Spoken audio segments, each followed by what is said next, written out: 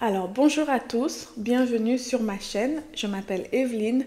Sur cette chaîne, je suis en train de faire en ce moment un défi qui est celui de lire toute la Bible en un an.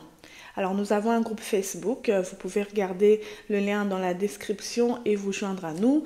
Sur cette chaîne, je parle aussi de soins de cheveux, je parle aussi de l'éducation des enfants, je parle de beaucoup de choses.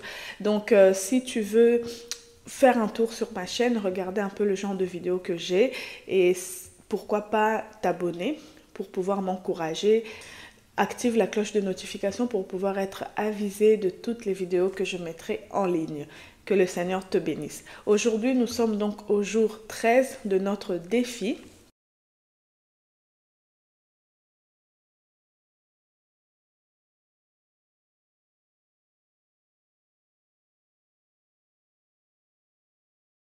Le jour 13, les lectures que nous avons, c'est Genèse 25, parce que hier c'était Genèse 23-24. Aujourd'hui, le 13, nous avons donc comme lecture Genèse 25 et 26. Nous aurons Matthieu 13, chapitre 13, Proverbes chapitre 13 et puis Psaume chapitre 13.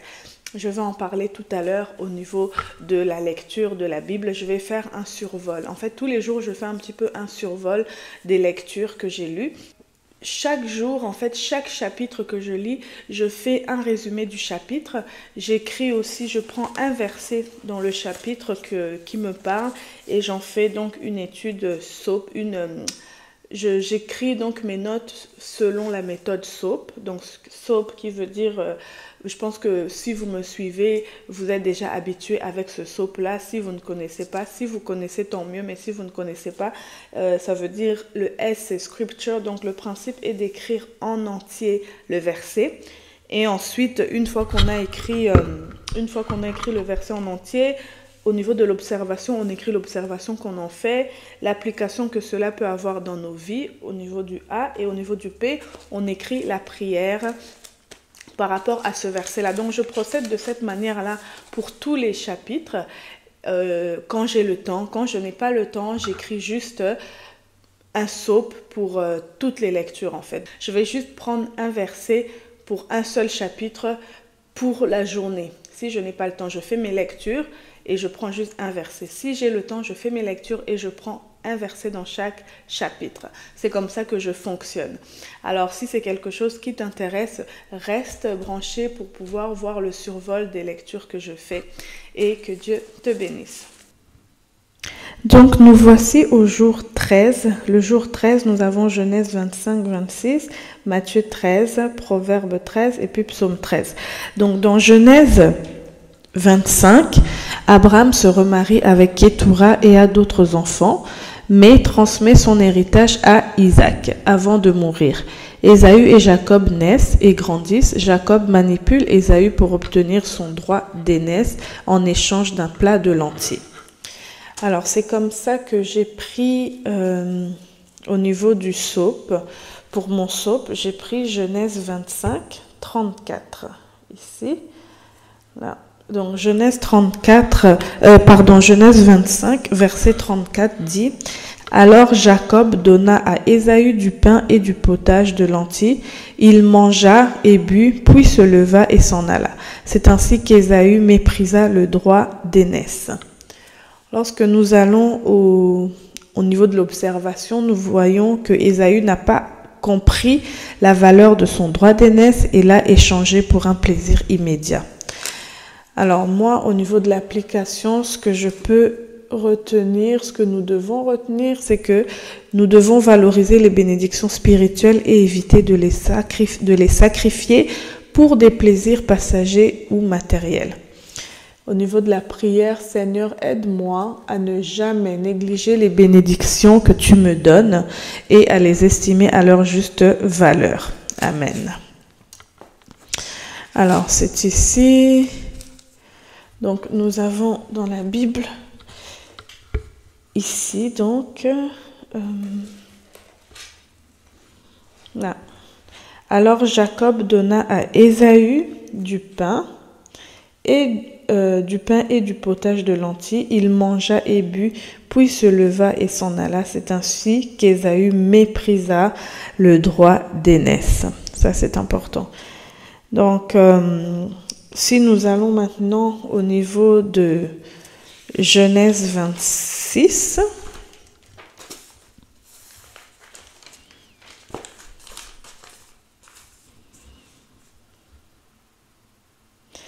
donc dans Genèse 26, nous voyons que Dieu renouvelle à Isaac la promesse faite à Abraham, son père.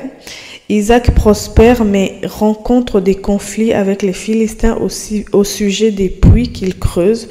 Cependant, il agit avec patience et finit par établir une paix durable. Au niveau de mon SOP, j'ai pris Genèse 26, 22, où il dit « Il se transporta de là et creusa un autre puits pour lequel on ne chercha pas querelle, et il l'appela Rehoboth.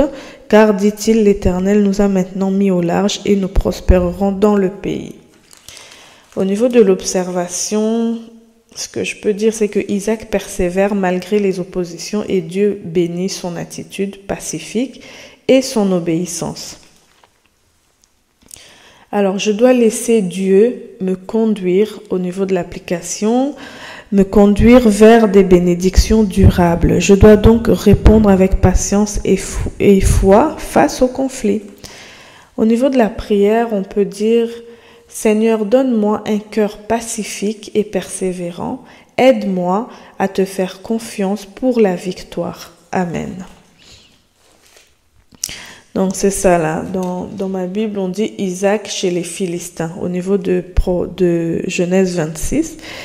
Et donc mon verset, le 22, c'est là, lorsqu'il dit « Il se transporta de là et creusa un autre puits pour lequel on ne chercha pas querelle, et il l'appela Rehoboth, car, dit-il, l'Éternel nous a maintenant mis au large et nous prospérerons dans le pays. » Donc Rehoboth, c'est ça.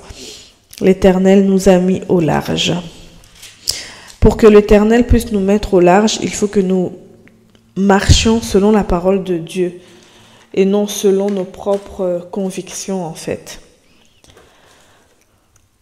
Alors, si nous allons maintenant au niveau de Matthieu 13, Jésus enseigne à travers des paraboles sur le royaume des cieux, comme celle du semeur, de l'ivraie, du grain de moutarde et du filet. Il explique les principes du royaume et invite à discerner spirituellement ces vérités.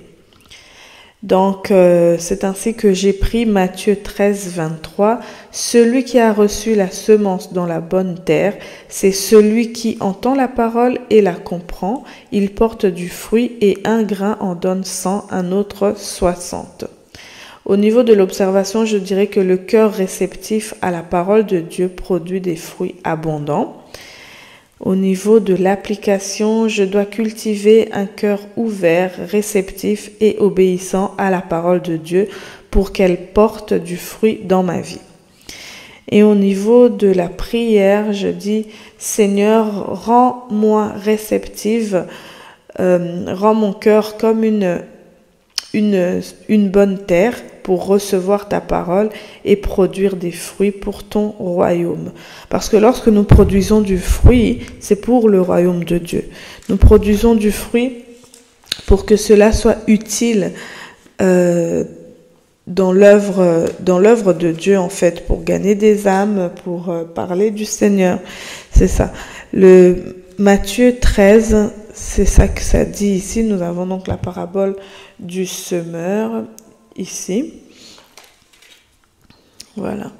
Alors, au niveau de, si nous continuons notre lecture, nous avions aussi Psaume 13. Donc, oups.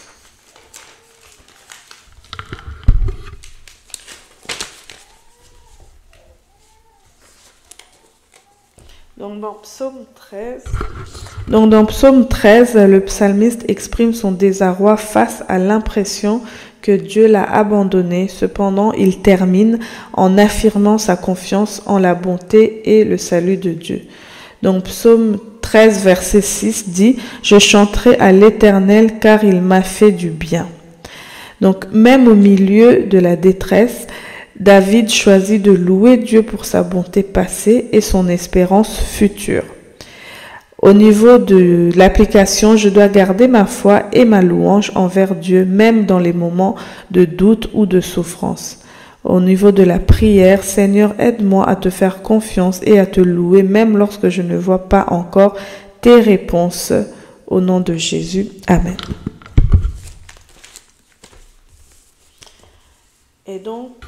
Et donc enfin, au niveau de Proverbe 13, qui sera notre dernier chapitre, ce chapitre montre le contraste entre les justes et les méchants, entre les sages et les insensés. Il insiste sur l'importance et l'obéissance de la discipline et des choix avisés pour mener une vie prospère. Moi, j'ai pris pour mon psaume Proverbe 13, 20. Celui qui fréquente les sages devient sage, mais celui qui se plaît avec les insensés s'en trouve mal. Nos relations, donc, influencent notre sagesse et notre destinée. Ne fréquentons pas les insensés. Ça, c'est au niveau de mon observation. Au niveau de l'application, je dis que je dois m'entourer des personnes sages et pieuses pour grandir spirituellement et éviter les pièges de la folie. Et au niveau de la prière, Seigneur, aide-moi à choisir des relations qui m'élèvent et m'encouragent à marcher dans la sagesse. Amen.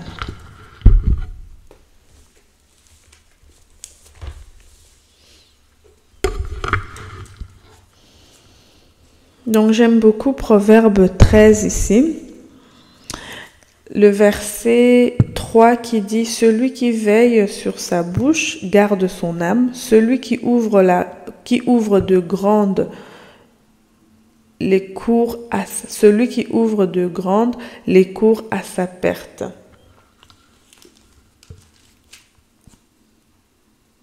Celui qui ouvre des grandes lèvres les cours à sa perte. Ici, là. Ensuite, l'âme du paresseux a des désirs qu'il ne peut satisfaire, mais l'âme des hommes diligents sera rassasiée. Donc, lorsqu'on est paresseux, on peut avoir des désirs, mais vu qu'on est paresseux, qu'on ne travaille pas pour ces désirs-là, on ne pourra pas les satisfaire. Et la Bible dit ici que « mais l'âme des hommes diligents sera rassasiée ». Notre âme des hommes diligents, des hommes qui travaillent, des hommes qui sont assidus, des hommes qui sont persévérants dans leur travail sera rassasiée. Donc le Seigneur ne nous appelle pas à être fainéants, à être paresseux, mais à être travailleurs et courageux. Voilà, c'est ainsi que se termine la journée 13 de mes lectures. Que Dieu vous bénisse. Voilà, merci d'avoir suivi cette vidéo. Alors, je te dis à demain pour une prochaine lecture, pour une discussion de la parole de Dieu. Et pourquoi ne pas t'abonner encore une fois pour pouvoir activer la cloche de notification pour être notifié de chaque vidéo que je mets en ligne. Et puis, écris-moi des commentaires, écris-moi aussi qu'est-ce qui t'empêche, toi, de lire la Bible? Est-ce que tu es déjà quelqu'un qui lit la Bible tous les jours? Est-ce que c'est quelque chose qui est dans ta routine ou est-ce que c'est difficile? Écris-moi un petit peu en commentaire et pourquoi ne pas partager cette vidéo à tes amis et à ta famille pour que nous soyons tout un groupe de personnes qui lisons la Bible chaque jour. Que Dieu te bénisse.